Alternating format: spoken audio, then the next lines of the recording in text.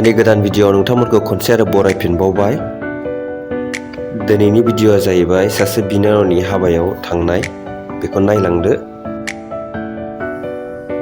बे जाहैबाय गसाइगाव ब्रह्म मन्दिर। बिनानाव जुलिखौ बे मन्दिरावनो होदोंमोन, बिदिनो माखासे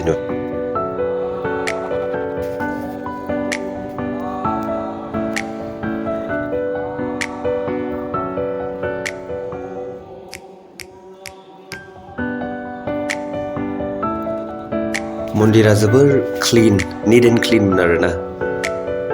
बेयाव थांना मोजां मोनदों। बयबो माने बेवहाय सेन्देल खुनानै हाबनांगौ आरो जोबोर मोजांमोन जायगाया।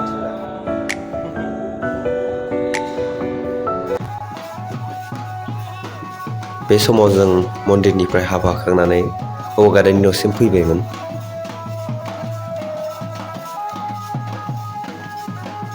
नैबे माखासे बिथांमोना जाहैबाय हिन्जाव गोदान। बिथांमोना हिन्जावनि न'खरनि जानानै थांदों। दाथा ना कटा होनो बिदिखौ कमेन्ट बक्सआव खिन्थाहर आंनो।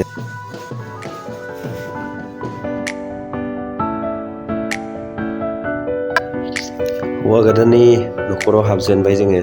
बयखौबो जिरायनो जायगा होदों। सिराव बयबो गावबा गाव जायगा लानानै जिरायदोंमोन।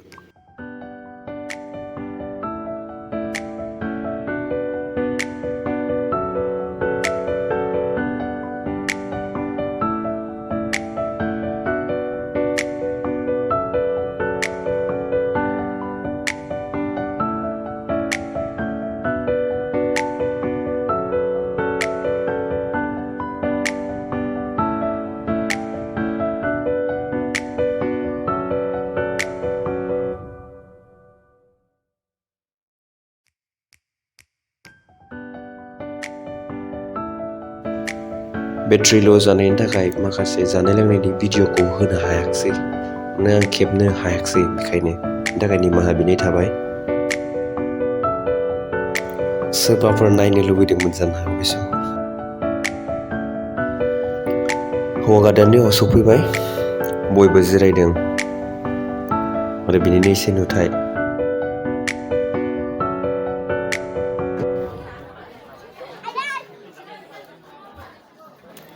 बिदाय लानायनि सम, हौवा आरो हिन्जाव गोदानखौ बुजायगासिनो दंमोन आरो बिथांमोना गोबां इम'सनेल गाबनायजों बुंफबनानै दंमोन।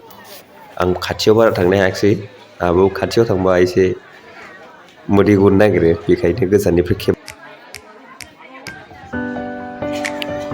बयनिसिमबो रोजा रोजा गोजोननाय थाबाय आंनि भिडिअ'खौ जोबजासिम नायनायनि थाखाय। थेंक इउ स' माच एभ्रिवान।